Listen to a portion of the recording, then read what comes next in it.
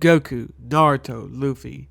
The main characters in shonen anime are many times presented as, or at least perceived as, aloof, spacey, stupid. Goku lets villains become stronger so he can have a better fight. Naruto is constantly picking fights. And Luffy loses IQ points every second he doesn't eat. Why is this? Why do main characters in these and other action shows seem to be so dumb? Well, I hate to break it to all the shonen haters and hipsters out there, but I honestly don't really think they are. At least they're not as dumb as we think they are. And I just wanted to take a few minutes to break down these characters, especially how they act and how that affects their intelligence, or how at least we may or may not perceive their intelligence. Now, in another video, I know that I've said that I don't always love the main characters as much as some of the side characters, but I just wanted to take a few minutes here and actually defend them. Naruto is a 12-year-old ninja from the village hidden in the leaves. He grows up alone, and for reasons unknown to him, he is constantly looked down upon.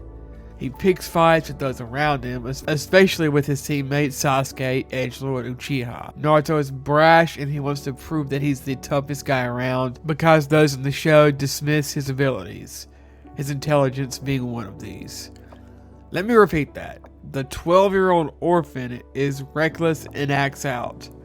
Gee, I wonder why he picks fights so often that people think he might be dumb. This is probably one of the easiest to dismiss. He's a dumb kid, like we all were.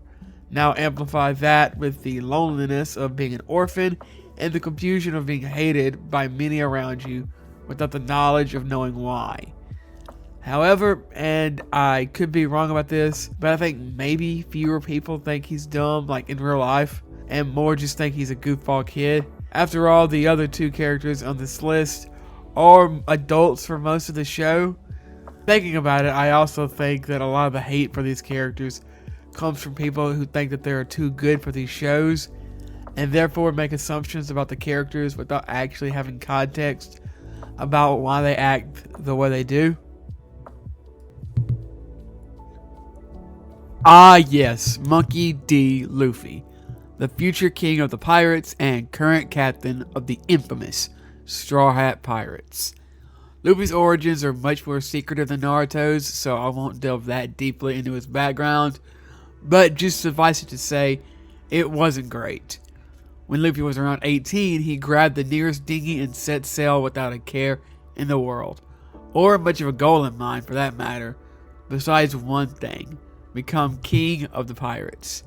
Now, while Luffy may not be 12, 18 ain't exactly the most mature of ages. Is sailing off in a bathtub-sized boat a little much even for an 18-year-old? Sure, but One Piece is very much a comedy as much as it is an action or a drama. Now, much of the time the core issue, at least for some with Luffy, is his seemingly endless appetite, even for a shonen main character. However, and again, I could be wrong here, if I remember correctly, the majority of the times that he goes overboard are A, played for laughs, or B, non-canon circumstances.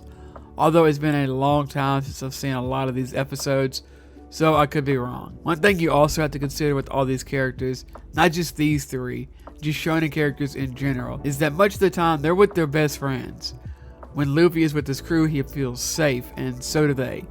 He trusts them with his safety, and they trust him with theirs. When it comes down to it, Luffy is the one they all look to make the final decision.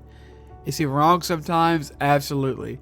And they all, him included, have to live with the consequences. However, at the end of the day, Luffy is the perfect captain, and they know it. Just like Sanji is the perfect cook, Nami is the perfect navigator, etc., etc. They all trust each other, not just with the protection of their lives, but with the goals and dreams they each have. It's not just Luffy's dream to become king of the pirates, it's all their dreams that he does. It also doesn't help Luffy's case that like half or more of his crew could be just straight up geniuses. Oh boy, Goku. Well, I doubt I have to explain Goku to anyone. You know, I know. Goku's just dumb. I mean, who purposefully lets their enemies get stronger? who has so much pride that they would endanger themselves as well as others to prove that they are truly the strongest. That doesn't sound like anyone else in the show.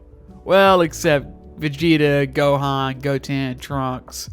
Saiyans are proud to a ridiculous degree.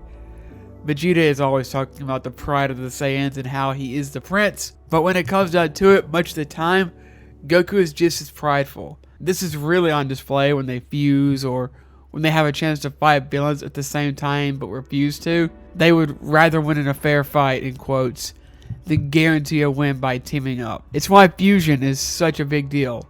Overcoming their pride is a huge deal, even if the resulting fusion is even more prideful than either of them. It's a flaw that most, if not all, Saiyans seem to have. Goku may be a good guy, but he's far from perfect. Perfect is boring. This is why many people don't like Superman. They think he's perfect and boring. Even if they haven't read a comic, they have heard he's this unkillable, perfect god, and they're right that that's boring, even if it isn't Superman. Also, similar to One Piece, much of the Dragon Ball series is a comedy, so if Goku or another character is acting goofy, that doesn't make them stupid. It makes it a comedic moment. Not every series needs to be as serious as Berserk, which, by the way, also has comedic moments. Look, are these the smartest characters in the world?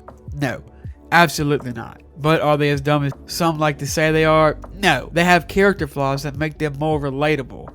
Can it go over the top sometimes? Sure. And maybe I'm blowing this out of proportion, but I just think it's interesting that these characters aren't quite as dumb as we make them out to be, even though they're no L from Death Note. It's also been years since I've seen some of these episodes, especially Dragon Ball Z. So let me know if you think that some of these characters actually did dumb things for legitimately no reason. Let me know, am I right? Are there reasons for these characters to actually act dumb? Also, do people look down on shonen and use this as a reason for why? Or am I seeing something that isn't there? That's about it for today's video. Like I said, let me know what you think in the comments below. Also, leave a like if you like this video and make sure to subscribe for more videos like. I hope everyone has a great day and I will see you next time.